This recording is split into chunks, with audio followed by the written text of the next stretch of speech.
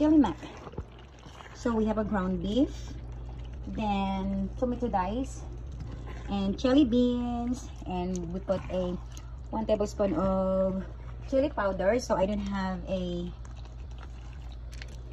what is that, beef broth, so I use a instead of this, then a water, 1 cup only of water, just a little bit.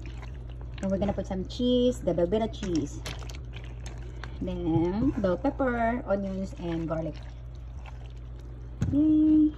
Chili mac for tonight for them. I'm gonna put some cheddar cheese, and of course with Velveeta.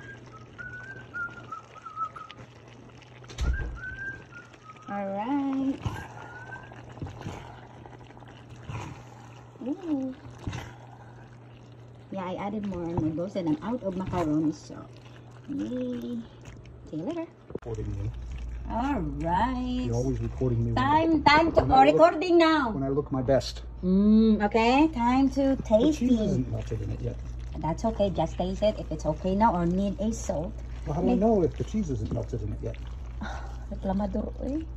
Ang akong reklamador, mao'y taga kuan pod. Nga maingon na ba dayon nga kalami kaayo. How can I give you a good assessment? I'm Italian girl. No, you're not. Oh, I'm not. You're cuter than an Italian girl. I'm a cuter than Italian girl. Char. Char. Ito talaga sila, no? Dili ni sa kabalo. Ang timalhan bitaw nga dili kabalo bitaw muluto kay lahi ang ilahang gimunitan sa ilahang kuan. It is hot. Kutsara. O sige na. I'm scared. No, you're scared. It's hot. Look at the steam. The steam, okay. Okay, burn your mouth. It tastes like chili mac. Told you I can make yummy. Yummy. Kitchen with love. Kitchen is seasoned with love. Right, baby? Right, asawa?